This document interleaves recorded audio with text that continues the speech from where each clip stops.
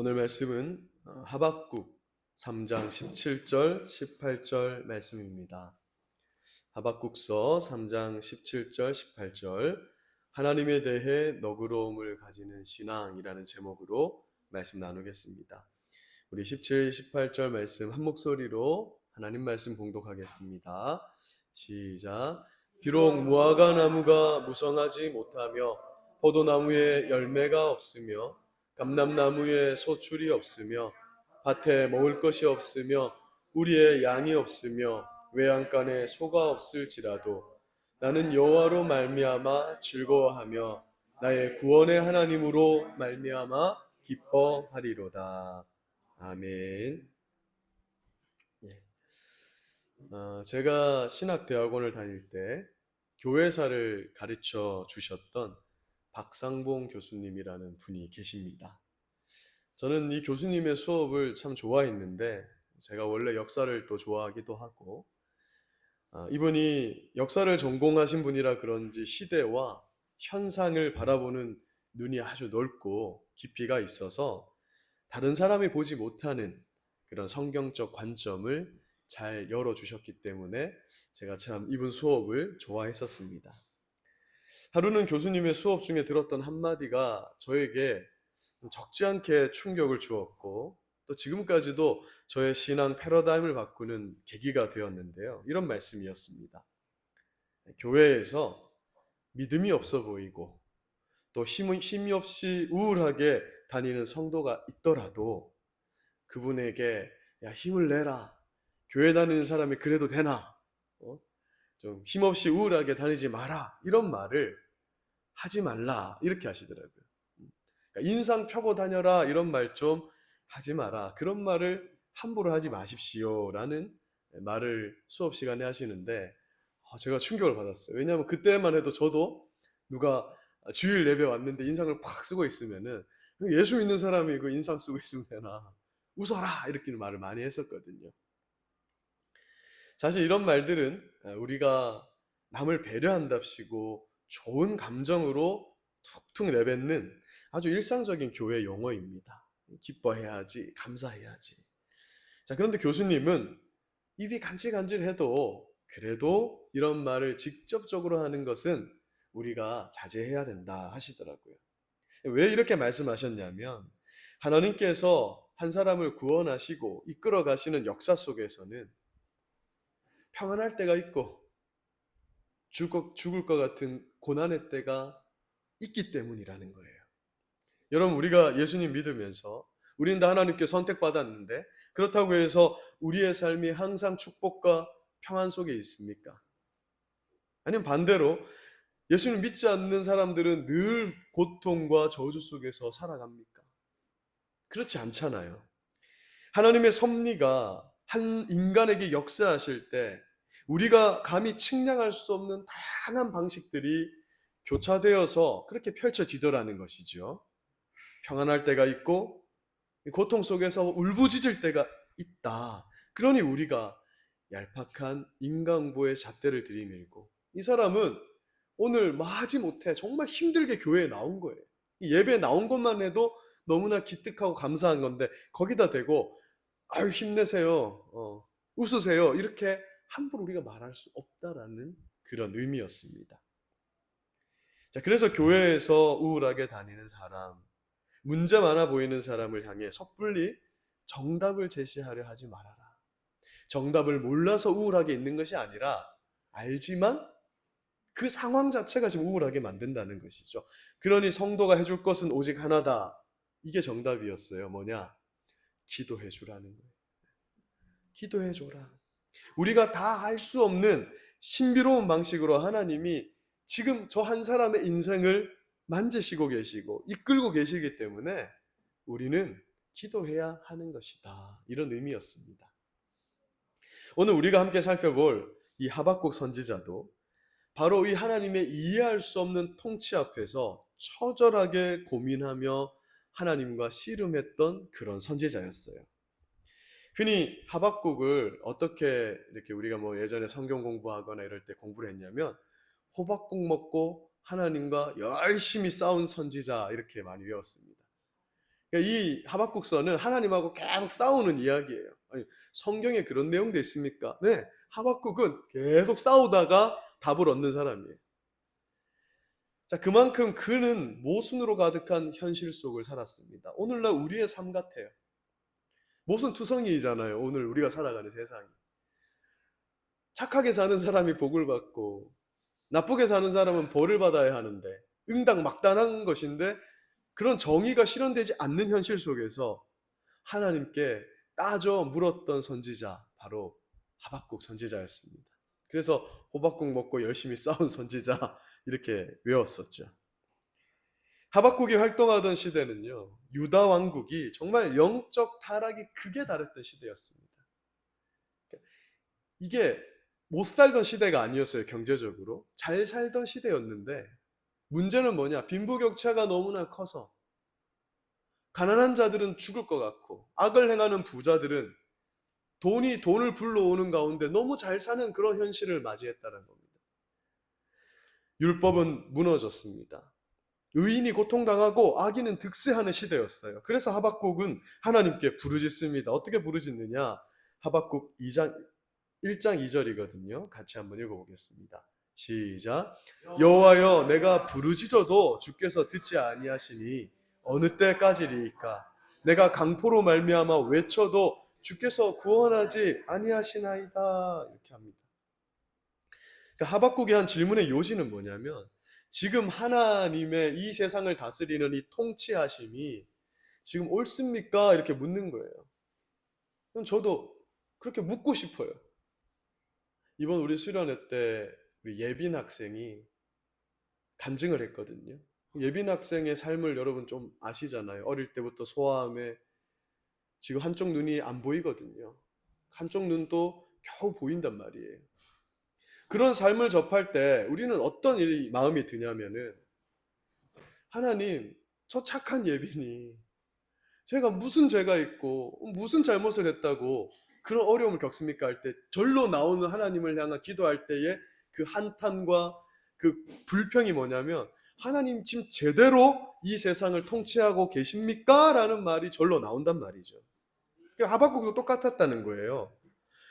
하나님, 세상이 이렇게 악한데 왜 가만히 계십니까? 의인은 고통받고 악인은 저렇게 성행하는데 하나님 왜 침묵하고 계십니까?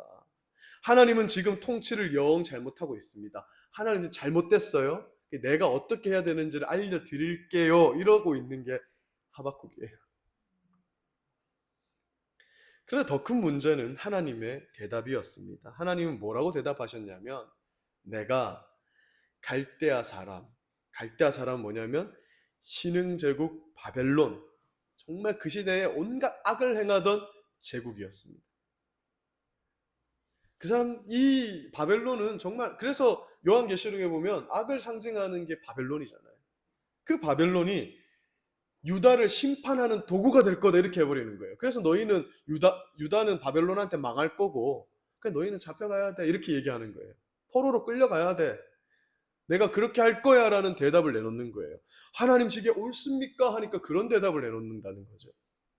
그래서 하박국은 기가 막혔습니다. 그래서 뭐라고 얘기하냐면, 하나님, 아무리 우리가 타락해도 그렇지, 우리가 하나님의 백성이고 쟤들은 우상을 섬기는 정말 악한 민족인데 어떻게 우리를 바벨론의 손에 넘기셔서 망하게 하실 수 있습니까? 이렇게 질문한 거예요. 그렇잖아요. 우리가 뭐 6.25 때 북한에 의해서 거의 망할 뻔했잖아요. 그때 우리 그리스도인들이 어떻게 기도했겠습니까? 주님, 아무리 그래도 그렇지, 저 악한 북한 때문에 우리가 망한다는 게 말이 됩니까? 라는 기도가 나왔을 거예요. 그런 기도를 하는 거지, 하박국이. 그래서 하나님의 통치는 틀렸다는 거예요. 아무리 생각해도 내가 옳으니까 하나님은 이번에는 좀 날 따라오십시오. 이렇게 질문을 하며 기도를 했던 것입니다. 여러분, 이것을 신정론적 고민이다, 좀 어려운 말로 그렇게 얘기를 해요. 하나님이 정의로우냐 신정론 이렇게 하거든요. 그러니까 이 무슨 말이냐면, 성경이 아주 주요한 주제인데 의인이 고난받고 악인은 성행하는 게 과연 옳습니까? 라는 질문이 성경 전반에 흐르고 있습니다. 특히 구약 성경. 우리도 신앙생활을 하면서 하박국처럼 심심찮게 하나님께 항변할 때가 있잖아요. 하나님, 예수 잘 믿는 제가 왜 이런 억울한 일을 당해야 하고, 저 사람은 나보다 더 신앙도 부족하고 헌금도 안 하고 믿음도 적은데 왜 저 사람은 더 잘 살고 나는 주님을 위해서 이렇게 헌신하는데 점점 삶이 어려워집니까? 아무리 생각해도 이 문제에 있어서는 내 생각이 맞고 옳고 하나님이 틀렸습니다라는 그런 질문을 우리가 얼마나 많이 하냐는 거예요. 그러면서 하나님께 뭐라고 하냐면 하나님이 좀 하나님다우셔야죠 이렇게 대들죠. 그러니까 후 하고 불면 날아가 버릴 한낱 먼지와 같은 인간이 마치 세상의 이치를 다 아는 것처럼 우주의 창조주이신 하나님께 따져 물을 때가 많습니다. 그런데 참 신기한 건 하나님이 그런 기도와 불만과 불평을 다 받아주세요. 이놈 하신 적이 한 번도 없죠. 그렇게 기도하는데 다 받아주십니다. 하박국이 던진 이 국가적이고 역사적인 질문을 개인의 실존적인 고난의 문제로 똑같이 겪었던 사람이 있습니다. 성경에 바로 욥이에요. 욥기 1장에서 사탄이 하나님과 내기를 할 때 걸었던 함정이 뭐였냐면, 하나님 잘 보십시오. 인간은 하나님으로부터 복을 받아야만 하나님을 경배하고 섬깁니다 라는 인간보의 법칙을 내세우는 거예요. 그래서 어찌 욥이 까닭 없이 하나님을 섬기겠습니까? 하나님이 하나님을 섬길 만한 까닭을 가득 주시니까 하나님 경외하는 것이지요. 축복을 주니까 잘 믿는 척 하는 것이지, 그의 재산, 건강, 자녀들 다 빼앗아 가보십시오. 분명 그는 하나님을 저주하고 하나님을 떠날 겁니다. 이렇게 해서 이게 내기가 형성된 거였잖아요. 여러분, 사탄은 늘 이 인과응보의 법칙으로 우리 신자들을 미혹하는 거예요. 다른 거 없어요. 고난이 찾아오면 사탄이 속삭입니다. 너 분명 뭐 잘못한 게 있어가지고 지금 고난받는 거다. 네가 지금 이렇게 큰 고난을 겪는 이유는 뭔가 큰 죄를 지었기 때문이다. 그래서 거기서 더 나가면 야, 하나님은 없기 때문에 네가 하나님 섬겨도 고난받는 거야. 이렇게 우리를 공격하는 게 마귀가 성도들을 공격하는 가장 탁월한 전략이에요. 늘 이 전략을 세워서 성도들을 공격해 왔습니다. 그런데 욥의 친구들 역시 이 보응의 법칙을 가져와서 욥을 함부로 판단하고 정죄하는 거예요. 뭐라고 하냐면, 욥 너는 지금 아무 죄가 없는데 이런 고난을 받는다고 말하지만 세상에 원인 없는 결과가 어디 있냐는 거예요. 너는 분명히 죄를 숨기고 있다. 그러니까 이실짓고 하나님께 죄를 고백하고 회개해라 이렇게 하는 거예요. 그래서 욥은 미치고 팔딱 뜰 노릇이었어요. 왜? 진짜 죄가 없었거든. 이런 고통을 받을 만한 죄가 없었는데. 그래서 우리가 신앙생활을 하면서 성도들에게, 나 자신에게 자주 하는 실수가 바로 이런 류의 실수들이라는 거예요. 우리는 너무나 쉽게 감기만 걸려도 아이고 주여 내가 뭐 잘못했습니까? 이게 인간의 본성이에요. 뭐 길 가다가 가벼운 교통사고만 나도 아이고 내가 뭐 하나님한테 뭘 잘못했지? 이게 우리가 탑재된 종교성의 일종이에요. 사탄이 그렇게 공격한다는 거예요. 여러분 잘 보십시오. 세상의 모든 종교는 내가 정성을 바친 만큼 복을 받는다라는 give and take의 법칙으로 움직이는 거예요. 복을 주지 않는 신을 섬기는 세상 종교가 있습니까? 복을 안 주는데 그곳에 나아가서 앉아있는 사람이 어디 있냐는 거예요. 그러나 우리 기독교의 하나님은, 그리고 우리 성도들은 다릅니다.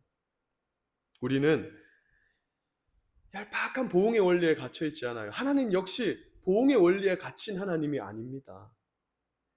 내 삶의 고난이 당장 설명되지 않고 문제가 해결되지 않아도요, 오늘 우리는 하나님 만나 예배드리러 이 자리에 앉아 있습니다. 그리고 하나님이 하나님이시라고 고백합니다. 여러분, 이것이 기독교의 힘이에요. 구별됨이에요. 그래서 세상이 기독교를 말살하려고, 교회를 말살하려고 온갖 정말 고난을 주고 협박을 하고 그런 핍박을 해도요, 그리스도인들은 어떤 결론으로 나가냐면 그럼 내 목을 내놓겠다는 거예요. 순교를 해버리는 거죠. 하나님 안에서 문제가 해결되지 않아도 설명이 가능한 사람들, 바로 우리 성도들이라는 것입니다. 자, 처음 고난을 당했을 때 욥은요, 범죄하지 않았습니다. 모든 재산과 자녀들까지 하루아침에 잃고 자기는 극심한 피부병을 앓게 되었는데도, 그래서 아내가 뭐라고 얘기했냐면 차라리 하나님 저주하고 죽어버려라 했어요. 그게 부인이 할 말입니까? 그렇게 하는 그런 상황 속에서도요, 인간의 차원을 뛰어넘는 신앙 고백을 보여줍니다. 그게 바로 욥기 2장 10절이거든요. 뭐라고 고백하냐면 이런 상황에서도 우리가 하나님께 복을 받았은즉 화도 받지 아니하겠느냐. 이게 조금 번역이 아쉽게 됐는데요. 무슨 말이냐면 우리는 하나님께 복을 받을 수도 있고 화를 받을 수도 있다라는 말이에요. 이걸 지금 질문형으로 바꿔버린 건데, 원래는 하나님께 복을 받을 수도 있고 화를 받을 수도 있다. 하나님께 우리는 그럴 수 있다. 이렇게 하는 거예요. 왜 이런 고백을 할 수 있었냐면 하나님은 화를 주시는 것마저도 사실은 화가 아니라 선이다. 하나님은 결코 당신의 자녀들에게 궁극적으로 나쁜 걸 주실 리가 없다라는 믿음의 고백이었어요. 자, 그러나 끝을 알 수 없는 고난이 길어지고요. 특히 믿었던 친구들마저 욥을 공격하기 시작하니까 결국 욥이 무너집니다. 그래서 3장부터는 욥이 급기야 자기가 태어난 생일을 저주합니다. 생일을 저주했다는 말은 무슨 말이냐면 차라리 태어나지 않았으면 좋았을 걸. 괜히 태어나게 하셔서 왜 나를 이렇게 고통 속에 둡니까? 차라리 이런 삶을 사는 것이라면 죽는 것이 낫겠다. 이런 의미거든요. 그래서 욥도 하박국처럼 하나님께 따져 묻기 시작합니다. 하나님, 내가 받는 고난의 이유가 대체 뭡니까? 제가 도대체 무슨 죄를 지어서 이런 고통 속에 있습니까? 저 친구들이 말하는 것처럼 정말 내가 하나님께 잘못한 게 있는데 내가 기억을 못해서 망각해서 지금 이렇게 고난받는 겁니까? 이렇게 질문을 계속해. 그 질문이 여러분 욥기가 좀 길잖아요. 하나님과의 싸움, 그 기도, 그게 이만큼 긴 겁니다. 그게 뭐 욥기의 내용 자체는 굉장히 짧아요. 이야기는 짧아. 그런데 그 하나님과의 씨름이 길게 나와 있다는 거예요. 우리 인생에 하나님을 향한 이해할 수 없는 고민과 오해와 모순과 이것이 하나님과의 늘 싸움이에요. 기도하다 보면 이런 기도가 나올 수밖에 없는 거예요. 하나님 도대체 왜 이러십니까? 그러니까 우리가 깊이 있게 기도를 하게 되면요, 다 하나님 앞에, 그러니까 우리 권사님들이나 특히 권사님들 주여 하잖아요. 주여가 뭐예요? 아이고 주님 도대체 오늘 왜 그러십니까? 이거잖아요.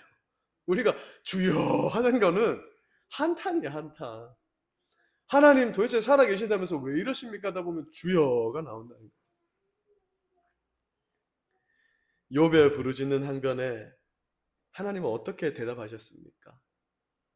욥에게 나타나신 하나님은요, 동문서답을 하세요. 우리 하나님의 응답은 항상 동문서답이에요. 명쾌한 응답을 기대하지 마세요. 항상 하나님은 동문서답을 하세요. 그래서 욥의 고난에 대해서는 한마디도 설명하지 않고 대신 뭘 얘기하냐면 인간의 손이 닿지 않는 우주의 그 질서를 얘기합니다. 야생 세계의 질서를 얘기하는 거예요. 뭐라고 얘기하시냐면 내가 땅에 기초를 놓을 때 너 뭐 했냐 이러는 거예요. 너 어디 있었니? 이 땅이 도대체 어떻게 이렇게 생겼냐는 것이죠.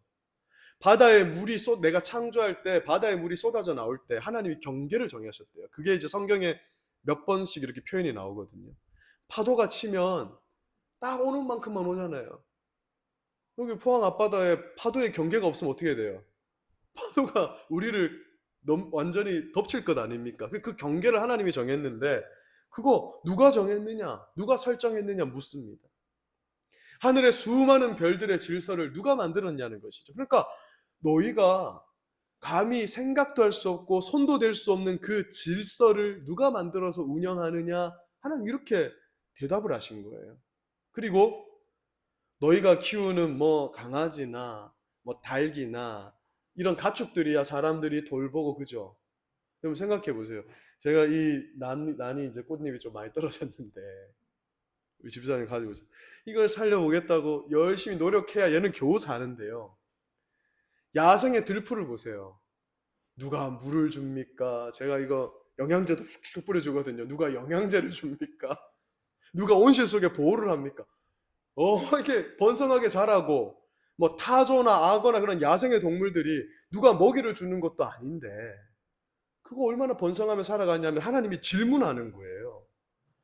그러니까 이건 무슨 말이냐면 네가 모든 것을 다 아는 것처럼 떠들지 말라는 겁니다.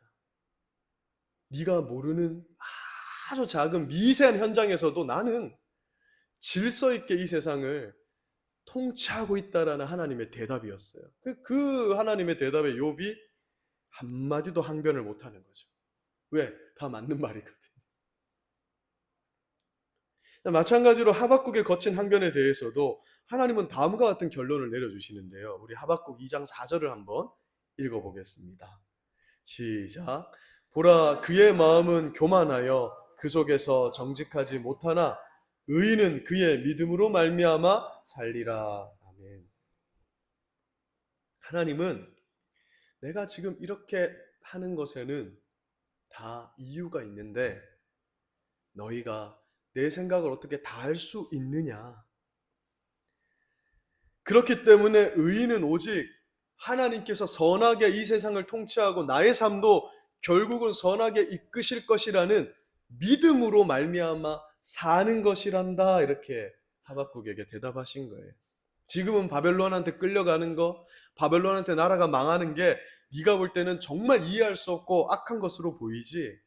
그러나 하나님, 내 눈앞에서 이게 정말 악한 것으로 보이지만, 하나님 그렇게 하시면 안 될 것처럼 보이지만 결국은 이것도 하나님의 선한 과정 속에 있습니다를 믿는 그 믿음으로 우리 신자들은 사는 거야. 그리고 그것을 믿는 자들이 의인이야 이렇게 말씀하는 거예요. 그러니까 의인이 의롭게 살아서 의인인 게 아니라 이 하나님의 선한 통치를 믿는 것이 의인이라는 거예요.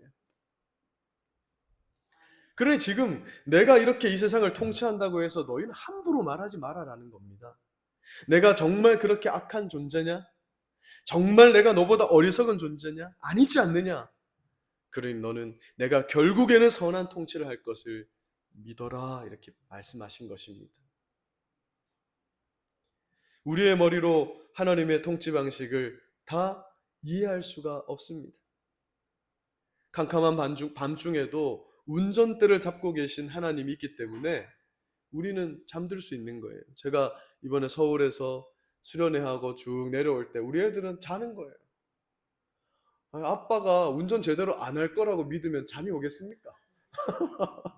이 사람이 제대로 운전할 걸 나도 졸려 죽을 뻔했는데 믿으니까 아이들은 편안하게 자는 것처럼 우리가 하나님의 선한 통치를 믿기 때문에 오직 의인은 그 믿음으로 말미암아 이 모순 투성이의 세상을 버티고 살아가는 것이라는 그 말씀을 하나님이 하박국서를 통해 말씀하고 계십니다.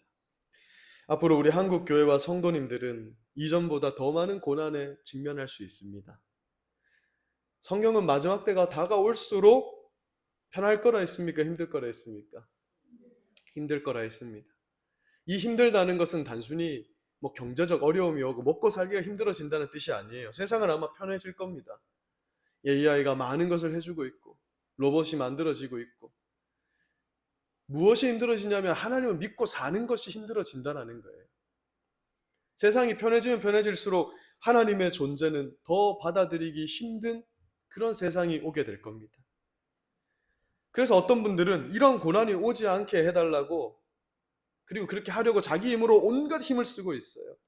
어떤 악한 법안이 통과되지 않게 하려고 힘쓰고 있고 반기독교적인 정치인이 당선되는 것을 막기 위해서 힘쓰고 있고 그래서 그렇게 되면 기독교가 망할 것처럼 이야기하는 분들도 있습니다. 물론 우리 교회는 율법에서 벗어난 반기독교적인 세상의 조류에 저항하고 기도해야 돼요. 우리가 반드시 그렇게 해야 됩니다. 교회가 끝까지 그 일을 멈춰서는 안 돼요. 그런데 여러분, 그렇다면 하나님이 허락하시는 고난과 역경의 시대가 올 때 정말 예수 믿기 힘들어졌다고 해서 하나님 원망하고 하나님을 떠나시겠습니까? 우리 기독교 신앙이라는 것이 과연 정말 그런 것입니까? 너희가 묵묵히 내가 주는 고난을 감내할 때라고 하나님 지금 말씀하시고 계신데 하나님 그럴 수 없습니다. 하나님 틀리셨습니다. 왜 우리를 바벨론 포로로 넘기십니까? 그 고난은 내 때에 주지 말고 내 후대의 때에나 주십시오. 이렇게 말할 수 있습니까? 아무도 그런 분 없을 거예요. 우리는 하나님이 지금 허락하시는 때에 이것을 감당하며 맞서야 되는 겁니다. 하나님은 하박국 2장 20절에서 이렇게 말씀합니다. 오직 여호와는 그 성전에 계시니 온 땅은 그 앞에 잠잠할지어다. 무슨 말이냐면 내가 역사의 주인공이라는 게 하나님이, 내 뜻대로 내 계산대로 세상이 돌아가야만 그것이 의로운 것이 아니라 역사의 주관자이신 이 세상을 창조하신 하나님의 계획대로 그 섭리대로 이 세상이 운영되는 것이 옳은 것이니 너희는 그 하나님 앞에서 잠잠하라고 말씀하고 계신 거예요. 조금 심한 말로 하면 잠잠히 바벨론 포로로 끌려가라 이런 말이에요. 그게 내 뜻이기 때문에. 그렇지 않으면 너희는 어떻게 된다? 예수님이 오기도 전에 온갖 죄악이 범람해서 유다라는 나라 자체가 없어졌을 거예요. 예수님이 오실 수 없었을 거예요. 바벨론에 끌려가서 포로로 살면서 정신 차려가지고 유다 민족이 다시 귀환을 해서 예수님이 오실 수 있게 된 거지. 유다의 후손으로. 이 악이 범람한 상태로 그대로 있었다면 우리 인류를 구원하실 예수 그리스도가 올 수 없었을 거야. 그러니까 잠잠하라는 거예요. 너희가 이 나의 계획을 아느냐? 이렇게 하나님이 반문하신 것이죠. 다 이해할 수 없어도 우리 신자들은 하나님께서 세상을 가장 선하게 통치하고 계신다라는 그 믿음을 가져야 할 줄로 믿습니다.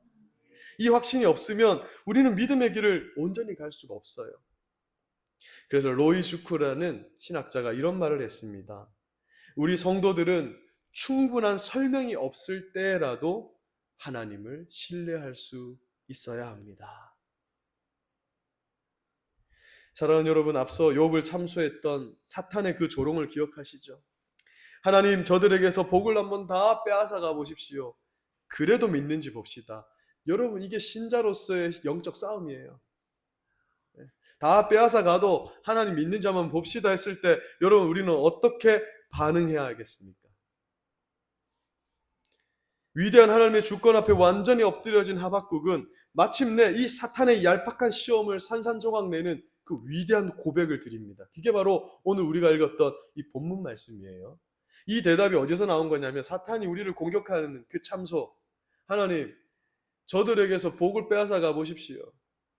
저들에게서 좋은 것을 한번 다 빼앗아 가 보십시오. 그래도 하나님 섬기는지 봅시다 했을 때 우리 성도들의 고백이 이런 고백인 줄로 믿습니다. 우리의 고백으로 같이 한번 읽어보겠습니다. 시작.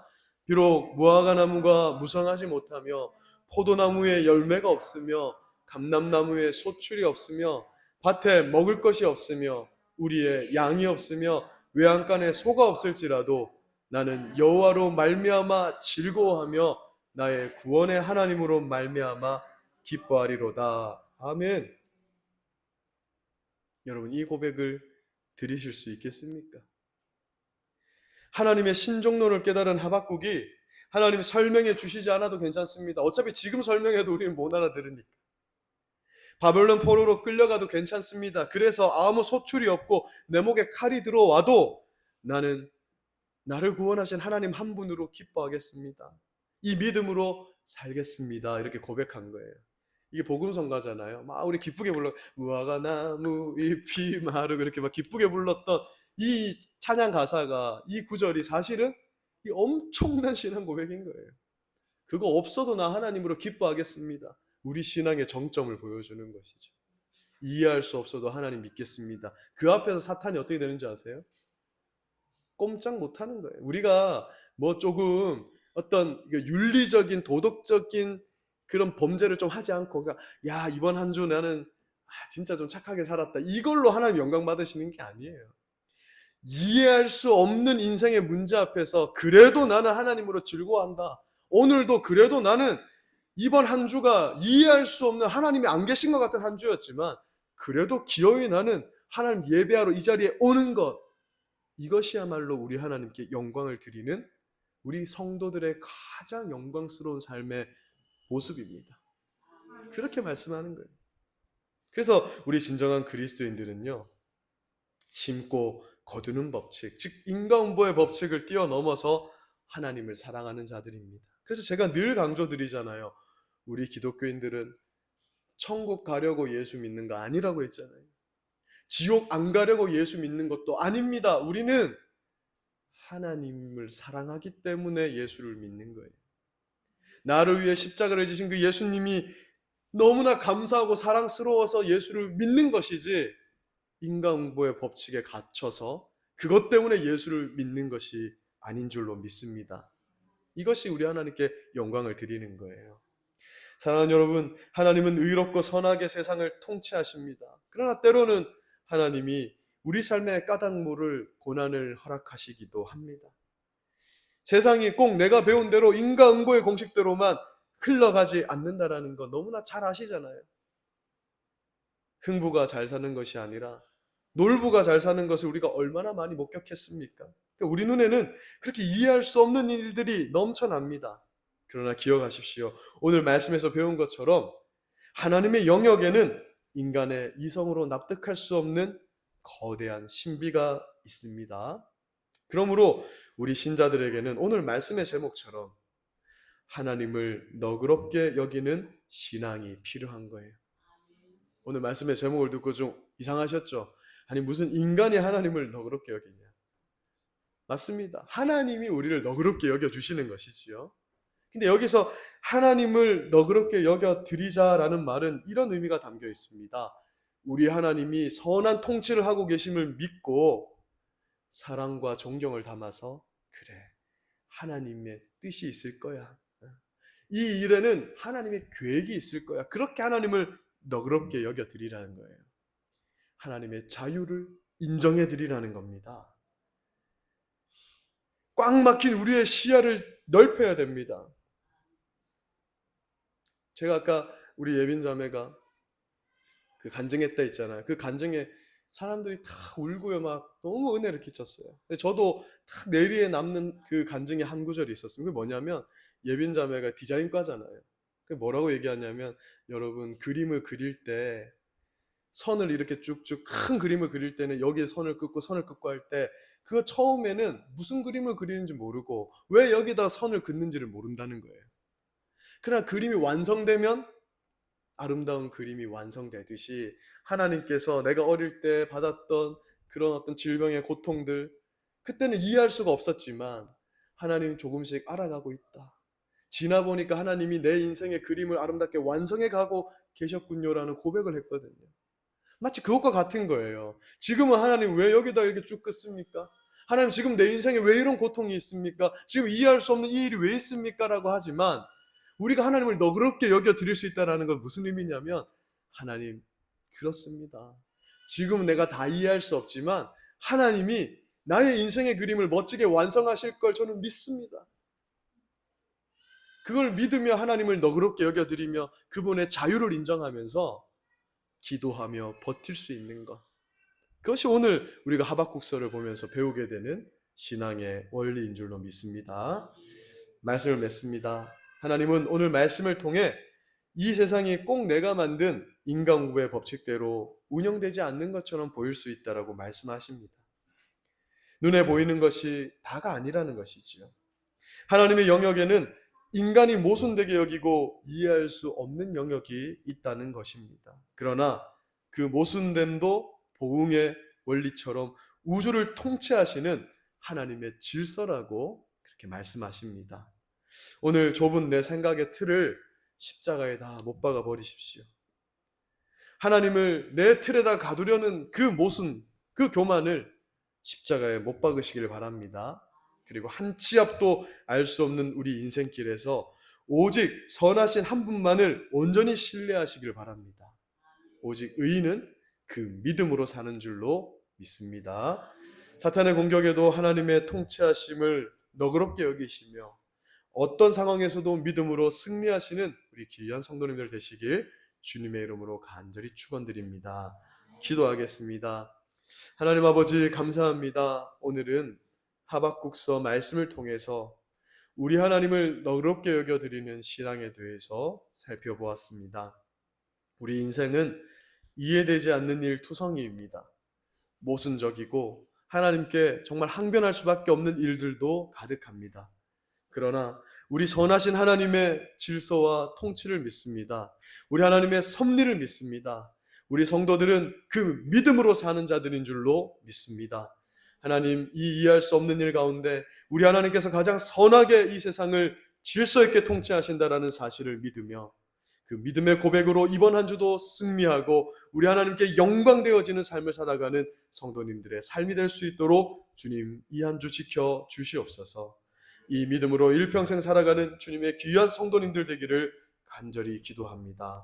감사드리며 예수님의 이름으로 기도드립니다. 아멘. 네, 오늘 우리 말씀을 기억하시면서 찬송가 540